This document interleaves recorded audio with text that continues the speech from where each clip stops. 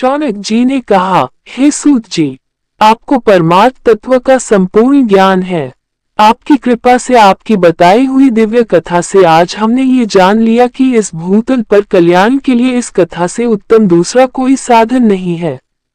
अब आप हमें कृपा करके ये बताए कि इस पृथ्वी पर इस कथा को सुनकर किस प्रकार के पापी शुद्ध हो सकते हैं। सूत जी बोले, हे मुनि, इस पुराण के पठन अथवा ज्ञान से अवश्य ही पापी, दुराचारी और काम क्रोध में डूबे रहने वाले लोग शुद्ध हो सकते हैं। कुछ प्राचीन इतिहास का वर्णन मुनियों ने कुछ इस प्रकार से दिया है, जिसके श्रवण या पठन से पापों का संपूर्ण नाश हो जाता है।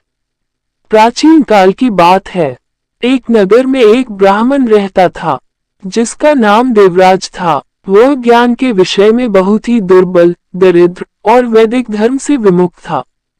वह अपनी दिशा से भ्रष्ट हो गया था और वैश्य वृत्ति के कामों में लगा रहता था। उसे स्नान संध्या आदि कामों का ज्ञान नहीं था। वो हमेशा उस पे भरोसा करने वाले लोगों को ठगता था। उसने सभी लोगों के धन को हड़प लिया था और वह एक भी धन धर्म के काम में नहीं लगाया था। एक समय पर वह घूमता हुआ प्रतिष्ठान पर पहुंच गया था। वहां बहुत सारे साधु महात्मा इकट्ठे हुए थे। वहां पर एक शिवालय था। उसकी नजर उस शिवालय पर पड़ी। उसको ये सब देख ज्वर आ गया, जिससे उसे पीड़ा होने लगी।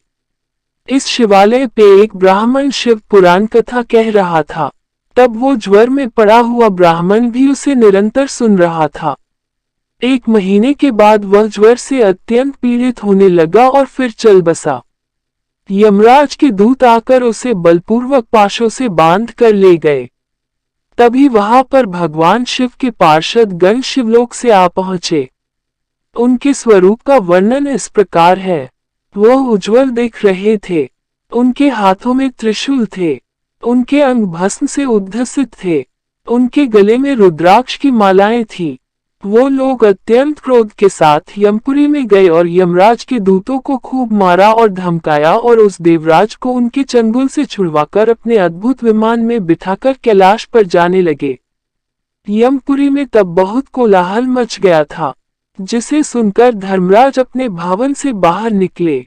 तब भगवान शिव के उन दूत को देखकर धर्मराज ने अपने ज्ञान दृष्टि से सब कुछ जान लिया और उनकी पूजा की। उन्होंने भय के कारण उन दूत को कोई भी प्रश्न नहीं किया और फिर वह दूत कैलाश को निकल गए और वहां पहुंचकर उन्होंने देवराज को भगवान शिव के हाथों में सौंपा।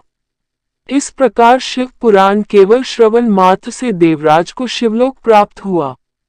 इस प्रकार शिव पुराण दूसरा अध्याय समाप्त हुआ।